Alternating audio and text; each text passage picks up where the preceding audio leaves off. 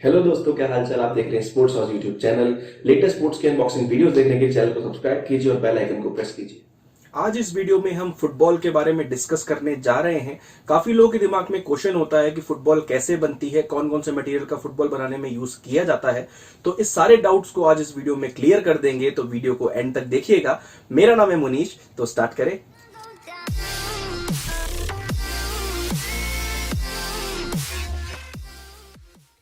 Football की अगर हम बात करें तो पहले की मतलब काफी पुराने टाइम की जो फुटबॉल्स होती थी उनको जेन्युइन लेदर, नेचुरल लेदर से बनाया जाता था। बट आजकल ऐसा कुछ भी नहीं है। आजकल जो फुटबॉल बनती है वो सिंथेटिक लेदर या सिंथेटिक रबर से बनती है। सिंथेटिक रबर मतलब आर्टिफिशियल रबर, जो नेचुरल रबर नहीं होता है। वैसे ही सिंथेटिक लेदर होता है जो आर्टिफिशियल लेदर होता है, जिसको हम नेचुरल लेदर नहीं कह सकते हैं, मैन मेड लेदर। अगर इस लेदर को हम देखें कि इसकी कैरेक्टरिस्टिक्स क्या होती हैं, तो ये जो सिंथेटिक लेदर होता है नेचुरल लेदर से कैरेक्टरिस्टिक्स के मामले में काफी अलग होता है। लुकिंग में बिल्कुल सेम दिखते हैं दोनों, बट कैरेक्टरिस्टिक्स काफी अलग होती हैं। जैसे कि नेचुरल लेदर पानी को काफी ज्यादा अब्सॉर्ब करता है, सिंथेटिक लेदर पानी को बहुत कम मात्रा में अब्सॉर्ब करता है, जिसकी वजह से जब इसको फुटबॉल में यूज किया जाता है तो आप वेट ग्राउंड पे भी खेलेंगे तो फुटबॉल के कैरेक्टरिस्टिक्स सेम रहेंगी, डिफर नहीं करेंगी। साथ में अपनी शेप बहुत अच्छी तरीके से रिटेन करके रखता है काफी लंबे टाइम तक, जबकि नेचुरल लेदर जो होता है वो उसकी शेप जल्दी बिगड़ जाती है। इसलिए सिंथेटिक लेदर का आजकल यूज किया जाता है फुटबॉल्स के अंदर। और दो टाइप के, वैसे तो कई टाइप के सिंथेटिक लेदर आते हैं मार्केट में जिसका यूज किया जाता होगा, बट मेनली दो टाइप के सिंथेटिक लेदर हैं जिनको फुटबॉल बनाने के लिए बेसिकली यूज करते हैं, जो कि है पीवीसी और पीयू। पीवीसी स्टार्टिंग रेंज की फुटबॉल्स बनाने के लिए यूज किया जाता है, बिगनर रेंज की आप बोल सकते हैं या फिर ट्रेनिंग रेंज की बोल सकते हैं। लेकिन जो बेस्ट एडवांस्ड फुटबॉल होती है उनको बनाने के लिए पीयू मटेरियल का यूज किया जाता है, जो कि काफी हाई क्वालिटी का मटेरियल होता है। अब हम बात करें अगर फुटबॉल मैन्युफैक्चरिंग की, तो फुटबॉल मैन्युफैक्चरिंग करेंगे कई टेक्निक्स होती हैं, जैसे कि स्टिच करके मतलब सिल कर, या फिर मोल्डिंग करके। मोल्डिंग का मतलब होता है आपस में फुटबॉल को चिपका कर, उसके पैनल्स को चिपका कर। ये सारी चीजें हम डिस्कस करेंगे। तो पहले हम स्टिचिंग की बात करते हैं। स्टिच में दो टाइप के स्टिच होते हैं, एक मशीन स्टिच, एक हैंड स्टिच। मतलब हाथ से सिलकर फुटबॉल को तैयार किया गया है और मशीन से सिलकर फुटबॉल को तैयार किया गया है। अगर हम हैंड स्टिच फुटबॉल की बात करें तो काफी, जैसे मैंने आपको बताया कि सिंथेटिक लेदर से फुटबॉल बनती है, तो काफी सारी सिंथेटिक लेदर की बड़ी बड़ी शीट्स होती हैं। फॉर एन एग्जांपल आप इसको सिंथेटिक लेदर की शीट मान लीजिए, जो काफी बड़ी है, और इसके नीचे बैक सपोर्ट देने के लिए, ताकि शीट काफी स्ट्रांग हो जाए। फुटबॉल को जब आप हाई प्रेशर से किक करोगे तो फुटबॉल काफी स्ट्रांग बने, तो इसके नीचे बैकिंग सपोर्ट लगाने के लिए पॉली कॉटन मतलब पॉलिएस्टर और कॉटन को मिक्स करके एक फैब्रिक का यूज किया जाता है बैकिंग सपोर्ट देने के लिए, ताकि फुटबॉल वो प्रेशर झेल ले। अब वो बैकिंग सपोर्ट एक लेयर का भी दिया जा सकता है, दो लेयर का भी, तीन लेयर का भी, चार लेयर का भी। वो फुटबॉल की प्रीमियम क्वालिटी पर डिपेंड करता है कि फुटबॉल कैसी क्वालिटी की बनाई गई है, कितनी प्राइस रेंज में निकाली गई है। लेकिन बेसिकली एक बैकिंग सपोर्ट का इस्तेमाल किया जाता है यहाँ पे।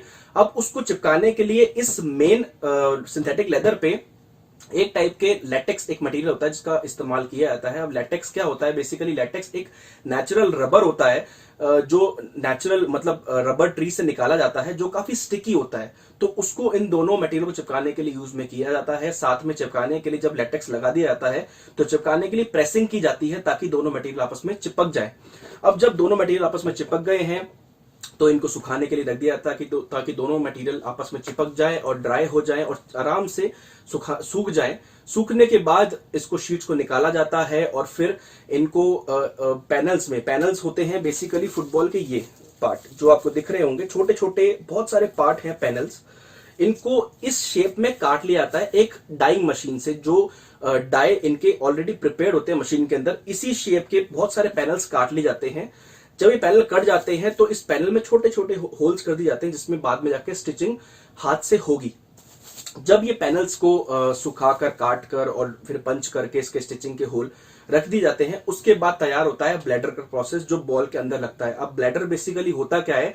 जैसे आपने टायर के अंदर ट्यूब देखी होगी जिसमें हवा भरते हैं, तो टायर भी इन्फ्लेट हो जाता है और हमें व्हीकल चलाने में बहुत हेल्प होती है। वैसे ही इसके अंदर एक ट्यूब टाइप का मटेरियल डला होता है, जिसको हम ब्लैडर कहते हैं, जो भी एक बैलून गुब्बारे की तरह होता है। उसको इस फुटबॉल के अंदर लगाया जाता है ताकि फुटबॉल के अंदर हवा भरी जा सके। तो वो ब्लैडर बेसिकली सिंथेटिक रबर या नेचुरल रबर से बनाया जाता है। या तो नेचुरल रबर का यूज किया जाता है या फिर सिंथेटिक रबर मतलब मैनमेड रबर का यूज किया जाता है उसको बनाने के लिए। अब जब फुटबॉल के पैनल्स को काट लिया गया, मतलब जो ये पैनल्स होते हैं इसको इसकी शेप में डाई मशीन से काट लिया गया, ब्लैडर भी बन गया, तो इस सारे पैनल्स के अंदर छेद भी पंच मशीन से कर दिए गए। तो अब बेसिकली इस फुटबॉल के जो पैनल्स होते हैं इसके ऊपर प्रिंटिंग का काम होता है। जैसे कि आप देख सकते हैं यहाँ पे कलर प्रिंट है, तो ये जो पैनल्स होते हैं ये पहले तो बिना प्रिंटिंग के होते हैं, तो इसके बाद में इस पे कंपनी का लोगो और ये सारा डिजाइन प्रिंट किया जाता है। एक प्रिंटर मशीन इसको प्रिंट करती है या हाथ से प्रिंट कर देते हैं, कोई ऊपर एक डाई टाइप का रख के, जिससे पूरा एक्चुअल प्रिंट इस पे आ जाता है। और ये जो पेंट होता है काफी फास्ट ड्राइंग पेंट होता है, मतलब जल्दी से सूख जाता है पेंट करने के बाद। जब ये पेंट रेडी हो गया तो पहले से ही आपने इस बॉल के पैनल्स के अंदर स्टिच किए हुए हैं, निशान बनाए हुए हैं स्टिचिंग के, मतलब छेद बनाए हुए हैं जिसके अंदर आप बाद में थ्रेड से स्टिच करेंगे। तो अब एक हैंड स्टिचिंग करने के लिए एक कोई भी वर्कर इस पैनल्स को इस तरीके से रखता है जिस तरीके से फुटबॉल का फ्रंट और बिल्कुल सही पोजीशन में आ जाए, मतलब फुटबॉल बिल्कुल सही आकार में बन जाए। उसको रखने के बाद एक पैनल से दूसरे पैनल को रखकर आपस में सिल दिया जाता है। और ऐसे 32 पैनल्स ज्यादातर, क्योंकि अच्छी फुटबॉल्स में, सॉकर फुटबॉल में 32 पैनल्स का यूज किया जाता है, तो ऐसे 32 पैनल्स को आपस में सिलकर बॉल का आकार दे दिया जाता है, एक बॉल शेप का, एक राउंड शेप का आकार दे दिया जाता है। बस एक हिस्सा छोड़ दिया जाता है। वो एक हिस्सा छोड़ने का मतलब इसलिए होता है क्योंकि ब्लैडर सबसे लास्ट में इंसर्ट किया जाता है फुटबॉल के अंदर। जब वो एक हिस्सा छोड़ दिया और ब्लैडर इंसर्ट करके ब्लैडर को भी स्टिच कर दिया लास्ट में, फिर वो लास्ट हिस्सा भी पैक कर दिया जाता है। जब ये लास्ट हिस्सा भी पैक हो गया उसके बाद एक फुटबॉल आपकी तैयार होकर आ जाती है। लास्ट में क्वालिटी चेक होता है, मतलब फुटबॉल कितनी हीट ले सकती है, कितना वाटर में रेजिस्टेंस उसका होता है, मतलब कितना मॉइस्चर कैप्चर करेगी, कितना नहीं करेगी, और कितना पानी वो अपने अंदर ले सकती है, और कितना वाटर रेजिस्टेंस है, उसको सब कुछ चेक करने के बाद फाइनल क्वालिटी चेक कर फुटबॉल को एक बार इन्फ्लेट करके देखा जाता, ताकि फुटबॉल में जो ब्लैडर है वो खराब तो नहीं है या गलत तो इंसर्ट नहीं कर दिया, वो चेक करने के लिए। जब फुटबॉल का ब्लैडर चेक हो गया, सब कुछ परफेक्ट निकला है, तो फुटबॉल की हवा निकाल कर दोबारा उसको पैकिंग करके और शिप कर दिया जाता है। अब अगर हम बात करें मशीन स्टिच्ड फुटबॉल्स की, तो मशीन स्टिच फुटबॉल जो होती हैं उनकी सिलाई, उनका स्टिचिंग जो होती है वो मशीन के थ्रू होती है, हाथ के थ्रू नहीं होती है। जैसे कि मैंने आपको अभी बताया, हैंड स्टिच फुटबॉल में हाथ से सिलाई होती है, बट मशीन स्टिच फुटबॉल में मशीन से सिलाई होती है। अगर हम मोल्डिंग फुटबॉल्स की तरफ से आए, जो एक अलग टाइप की, अलग प्रकार की फुटबॉल होती है, हालांकि होती बिल्कुल गोल शेप में ही है, बट बिल्कुल अलग प्रोसीजर होता है। मोल्डिंग फुटबॉल्स बेसिकली स्टिचिंग नहीं होती, उसमें कोई स्टिचिंग आपको नजर नहीं आएगी। उसमें जो उसके पैनल्स होते हैं अलग अलग, उसको ग्लू के साथ इनर लाइनिंग की तरफ पेस्ट कर दिया जाता है बजाय स्टिचिंग के, और ऐसे मोल्डिंग फुटबॉल्स तैयार की जाती है। अगर आपको हमारी वीडियो पसंद आई है तो वीडियो को लाइक कीजिए, शेयर कीजिए और अपने रिव्यूज कमेंट में बताइए। तो मिलते हैं आपके साथ एक नई वीडियो में, तब तक के लिए खेलते रहिए, हेल्दी रहिए और अपना ध्यान रखिए। यहाँ पे एक इंपॉर्टेंट बात है, जब भी मैं आपको किसी प्रोडक्ट का बजट बताता हूं तो मैं उसके दो बेस पे आपका बजट डिसाइड करता हूं, एक उसकी कंपनी की एमआरपी और एक उसका सेलिंग प्राइस।